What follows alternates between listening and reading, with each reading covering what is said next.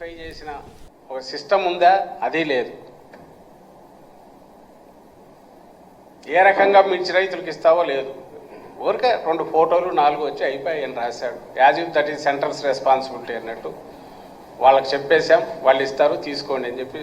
అదే P4 మాదిరే, వాళ్ళు ఇస్తారు నువ్వు తీసుకో, అది ఏది దాని కింద ఆడబెట్టిన ఏదైతే అంటున్నాడో ఇది కూడా అంతే అయిపోయింది. ఈయన పని ముఖ్యమంత్రి గారు. తర్వాత పొగాకు వచ్చేసరికి అది మరీ అన్యాయం. జగన్మోహన్ రెడ్డి గారు పోయి వచ్చాక మన మంత్రి కేంద్ర మంత్రి ఎవరు వచ్చారు, దానికి ఈయనకు ఢిల్లీకి పోవడానికి కూడా ఓపిక లేదు.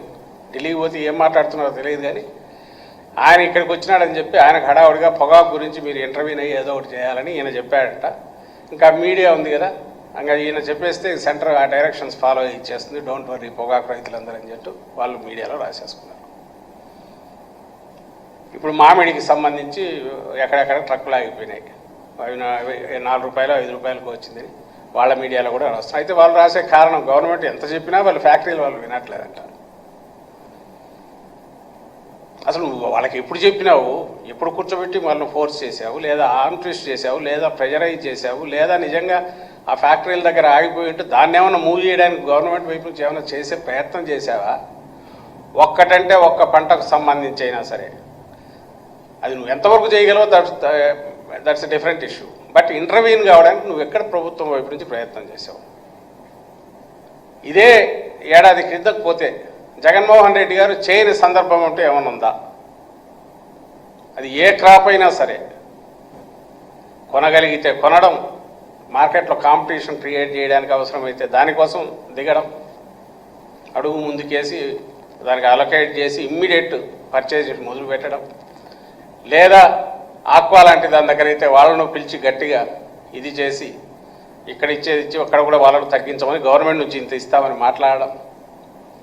మ్యాంగో విషయంలో అయిందా? ఒక్కటంటే ఒక ప్రూఫ్ చూపగలరా? కానీ సెంట్రల్ వీళ్ళు గవర్నమెంట్ డైరెక్షన్ ఇచ్చిందంట, వాళ్ళు వినలేదంట. యాక్టివ్ ఎంగేజ్మెంట్ అనేది ఎక్కడన్నా జరిగిందా? యాక్టివ్ ఎంగేజ్మెంట్ జరుగుతుంది. ఏది? విత్ ఆల్ డ్యూ రెస్పెక్ట్, నేను ఇంతకుముందు యోగా గురించి చెప్పాను, అది నిజంగా ఎంతైనా దాని గురించి ప్రచారం చేయొచ్చు, కరికులంలో పెట్టచ్చు, కిందికి ఒక సైంటిఫిక్ మెథడ్ కింద మన డైలీ దీంట్లో అది పార్ట్ ఎట్లా చేయాలనే దాని మీద గవర్నమెంట్ ఎంత సపోర్ట్ చేయాలనో అంత ఇవ్వచ్చు. కానీ 20 రోజులుగా ఈ అరేంజ్మెంట్స్ చూడడానికి తండ్రి కొడుకులు ఇద్దరు పోతారు. ఫోటోలు అంటే పెద్ద పెద్ద ఫోటోలు అవి, దాని ఏర్పాటు ఎట్లా చేస్తున్నారు అనేది అవి చూడడం, అఫీషియల్స్ అందరినీ పెట్టి కూర్చోబెట్టి వాళ్ళని తోమడం, ఇది నీ డ్యూటీస్ చేస్తూ నువ్వు అడిషనల్గా చేయాల్సినవి, ఎక్స్ట్రా కరిక్యులర్. దీంట్లో గవర్నమెంట్, ఎనీ గవర్నమెంట్ ఓ హెల్దీ వీటిని ఎంకరేజ్ చేయడానికి చేయాల్సినంత చేయొచ్చు. కానీ నీ ప్రధాన వ్యాపకం అది కాదు. నిన్ను ప్రజలు ఎన్నుకున్నది సక్సెస్ఫుల్గా యోగా డే కండక్ట్ చేయడానికి కాదు, సక్సెస్ఫుల్గా ఒక కాన్ఫరెన్స్ కండక్ట్ చేయడానికి కాదు.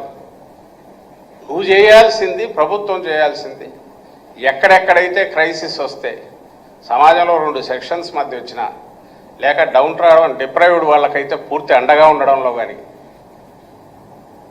లేదా ఇండిపెండెంట్ సెక్షన్స్ గవర్నమెంట్ మీద డిపెండ్ కావచ్చు వాళ్ళవి ఇంటర్ఫేస్గా ఎక్కడన్నా అవసరమైతే చట్టంలో చేంజెస్ తీసుకురావాలంటే వాటికి మొత్తం మీద వాటితో ఎంగేజ్ అయ్యి ఆ ఇంటర్ఫేస్ కింద పనిచేయగలిగినది ఎక్కడైనా అది అవసరం. మిగిలినవన్నీ లా అండ్ ఆర్డర్ ప్రొటెక్ట్ చేయడం. నువ్వు అసలు ఏది చేస్తున్నావు? లా అండ్ ఆర్డర్కి సంబంధించినంత వరకు గొంగట్లో కూర్చోవడం కూడా కాదు, ఎక్కడ కూర్చున్నామో మనకే తెలియదు, ఎక్కడ తగిలినా దొరుకుతాయి. రోజు నిస్సహాయులైన దళితుల మీదనో, మహిళల మీదనో, చిన్నపిల్లలు, మళ్ళీ ఈయనే ఊగిపోతాడు కోపంతో. గంజాయి ఎఫెక్ట్తో ఇది అయిపోతుంది, బాలికల మీద నేను సహించను, తాట తీస్తా అంటాడు. స్వామి, నువ్వు ఉండేది ఆ స్టేర్లో ఉన్నావు, మేము అడగాల, ప్రజలు అడగాల, సివిల్ సొసైటీ అడగాల, ఏం చేస్తున్నావు బాబు అని. నువ్వు ఫాలో అప్ ఏం చేసావు ఒకటి చూపించు. మీ పాలనలో దీనివల్ల మీరు పూర్తి పోలీస్ సిస్టమ్ వ్యవస్థనే, లా అండ్ ఆర్డర్ని ఎన్ఫోర్స్ చేయాల్సిన పోలీస్ వ్యవస్థను కంప్లీట్ కాళ్ళ కింద తొక్కి పట్టి మీ మాట వినే వాళ్ళని ఎంకరేజ్ చేసి వాళ్ళకు అన్ని అపరిమితమైన అధికారాలు ఇచ్చి ఎవరి మీద వదిలారు అంటే ప్రతిపక్షం మీద, ప్రతిపక్ష నాయకుల మీద, కార్యకర్తల మీద, నిస్సహాయులైన ప్రజల మీద. దాని ఫలితం ఏడాది తిరిగేసరికి ఇప్పుడు కనిపిస్తుంది. దాని రిజల్ట్ కుప్పంలో చెట్టుకు కట్టేయడము, జనాల్లో రోడ్డు మీద పెట్టి కొట్టడము, కొట్టే సినిమా అది తీయడం. దాని ఫలితమే సిఐలో, డిఎస్పీలో వాళ్ళని పిలిచి నువ్వు పుట్టుకు పుట్టి నువ్వు ఎట్లా ఆటుంటావు రా అని బెదిరించడము. ఇవి తప్పుడు కేసులు పెట్టడం, అన్ని ఆ తప్పుడు కేసుల మీద ఎన్నాళ్ళైనా నెలల తరబడి జైల్లో ఎట్లా ఉంచాలనే దానికి అవసరమైన మెథడాలజీ, మోడస్ ఆపరెండి డెవలప్ చేసుకోవడం, చట్టంలో ఉండే వెసులుబాటును, లొసుగులను ఆసరా చేసుకుని పోలీస్ వ్యవస్థ అంతా దాంట్లో పక్కాగా తర్ఫీదు అవుతుంది. వాళ్ళే ఇదిగా ఉన్నారు. సో నువ్వు దాంట్లో బిజీగా ఉన్నారు మీరు. సో లా అండ్ ఆర్డర్ లేదు. ఈ రైతులకు సంబంధించిన సమస్యల నుంచి అడ్రస్ చేసే సిస్టమ్ లేదు. ఎడ్యుకేషన్ చూస్తే గందరగోళంగా మన 10th క్లాస్ ఎవాల్యుయేషన్ చేస్తే 37 నుంచి మళ్ళీ రీఎవాల్యుయేట్ చేస్తే అది 90 మార్కులకు పోతున్నాయి. పైగా తర్వాత చూస్తే ఎవరు అడిగితే వాళ్ళకు నాకు ఎన్ని తేడా ఉన్నట్టున్నాయంటే అన్నీ వేశారంట. ఇంకా మెగా డిఎస్సి అదేదో దాని నడుస్తూ ఉన్నట్టుంది. అంటే ప్రజలందరినీ ఒక రకమైన సైకలాజికల్ స్టేట్కు పొద్దున లేస్తే, మళ్ళీ చెప్తున్నాం, చంద్రబాబు నాయుడు గారికి ఉన్న అపరిమితమైన ఆ ప్రచార సంబంధమైన ఒక పెద్ద విస్తృతమైన మెషినరీ ఏదైతే ఉందో, దాంట్లో వచ్చే బాకా పత్రికలు, ఛానల్స్తో పాటు ఇవి కాక వందలాది యూట్యూబ్ ఛానల్స్, ఇవన్నీ పెట్టి దీంతోపాటు మౌత్ పబ్లిసిటీలో ఫస్ట్ నుంచి సిద్ధాస్తులు ఇదే పనే. ఒక వర్చువల్ క్రైసిస్ క్రియేట్ చేస్తారు, ఒక వర్చువల్ రోజీ పిక్చర్ క్రియేట్ చేస్తారు. అదే సర్వం. మనం దాన్ని ఆ దీంట్లోనే అది చూసి దాన్ని చూస్తే నువ్వు భయపడాలంటే నువ్వు భయపడాలి, లేదా బ్రహ్మాండంగా ఉందంటే ఉంది అనుకోవాలి. 5 కోట్ల మందిని హిప్నటైజ్ చేసి తామనుకుంటున్నదే సమస్యలు, తామనుకుంటున్నదే పరిస్థితే కోరుకోదగ్గది, లేదా రాష్ట్రం అట్లుండడమే బాగుంటుంది, దానికోసం ఎంత అప్పులు చేసినా పర్లేదు, ఏం చేసినా పర్లేదు, ఎవరిని ఎక్కడ తొక్కినా పర్లేదు, జనం చూస్తూ ఊరుకుండాలి. అదే నడుపుతున్నారు. ఆ ధైర్యం నుంచే ఆయన మాటలు, ఆ దబాయింపులు కానీ ఆ మాటలు వస్తాయి. నిన్న స్ట్రైట్కి వచ్చారు చిన్న నేను ఏవి డొంక తిరుగుడు వాటికి కాదు, స్ట్రైట్ అడిగేది. అప్పుడు జగన్మోహన్ రెడ్డి గారు మన ప్రెస్ కాన్ఫరెన్స్ పెట్టారు. మీరే అందరు చాలామంది వచ్చారు, ఇంకా కొద్దిమంది కూడా వచ్చినట్టున్నారు. ఆయన ప్రెస్ కాన్ఫరెన్స్లో 1.5 గంటలు 2 గంటలు మాట్లాడారు.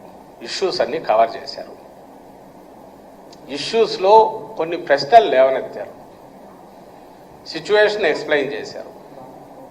ఆయన మొన్నటి వరకు ముఖ్యమంత్రి జగన్మోహన్ రెడ్డి గారు, ఆయన ఎక్కడా తోలనాడలే ఇంకోటన్లా, ఇదిగో ఈ సిచ్యువేషన్ ఇది ఎట్లుంది, మీరు ఇచ్చిన హామీలు అమలు కాలేదు. ఆ రోజు సాయంత్రం అనుకుంటా, మధ్యాహ్నం ఏమో ఫైనాన్స్ మినిస్టర్ పెట్టాడు, అతను ఏదో రప్పని ఇంకో పక్కకు పోయినాడు. రామాయణంలో పిడకల పెట్టంటే అది క్రియేట్ చేసింది మీరే, తెలుగుదేశం పార్టీ వాళ్ళే. ఈయన దగ్గరికి వచ్చినప్పుడే అప్పుడే ఎవరో రిపోర్టర్ తీసుకొచ్చి చూపించారు, ఇదిగో ఇది టీడీపీ కార్యకర్తలు కూడా తెలిసింది అని. అంటే అవునా అని చూసి ఆయన దాని మీద కామెంట్ చేశాడు. ఇష్యూ ఆ రోజు వచ్చిండేది, ఒకవేళ నువ్వు ఆన్సర్ చేయాలంటే సత్తెనపల్లికి జగన్మోహన్ రెడ్డి గారు పోయి జనం రావడం గురించి కానీ నీకు ఏదైనా సమస్య ఉందా, లేదా సత్తెనపల్లికి అక్కడికి పోయి ఆయన వచ్చిన తర్వాత ఏదైనా జరిగాలని ఏదైనా మాట్లాడు పర్లేదు. లేదు అంతకుముందు పొదిలికి సంబంధించి పోయి వచ్చాడు, అక్కడ ప్రధాన అంశం వచ్చి పొదిలికి పోవడం మీద రైతులకు సంబంధించిన అంశము, పొగాకు సంబంధించిన అంశము, మేము చేసేసాము జగన్మోహన్ రెడ్డి గారు, మీరు పోవడం ఎందుకు అనగలిగితే బాగానే ఉండేది. దానికి ఆన్సర్ ఇవ్వలే, దీనికి ఇవ్వలే, మధ్యలో దీని మీదకి పోయింది. మరుసటి రోజు పేపర్లు చూస్తే, వాళ్ళ పేపర్లు ఈనాడు కానీ జ్యోతి కానీ ఇంకా టీవీలు చూస్తే ఒక్కటంటే ఒకటి జగన్మోహన్ రెడ్డి గారు రైజ్ చేసిన క్వశ్చన్స్ కానీ దానికి ఈయన ఆన్సర్స్ కానీ ఉండవు. ఈయన ఆన్సర్స్ ఉండవు. క్వశ్చన్స్ ఏమైనా 2-3 పెట్టారేమో తెలియదు అడుగుని ఎక్కడన్నా. ఆన్సర్స్ అయితే నాకు కనపడలే. మొత్తం ఈయనంతగా టొక్క చెడతా, డోలు కడతా, తాట తీస్తా.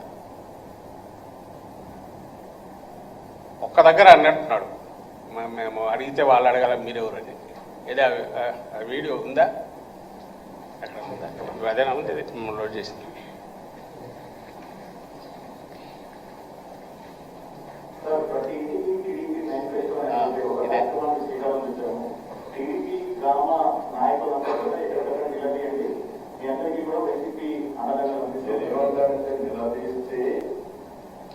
ఎవరు నిలదీయాలి, ప్రజలకు సమాధానం వైఎస్ఆర్ కాంగ్రెస్ అధికారులను ప్రారంభిస్తారు.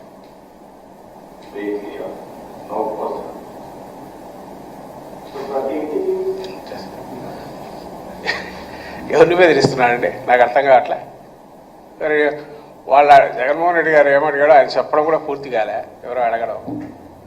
ఆయన చెప్పాల్సిన అవసరం ఈయనకు తెలిసింటుంది. సరే అడిగాడు, అడిగితే ప్రజలు అడగాలంట. అంటే 5 కోట్ల మంది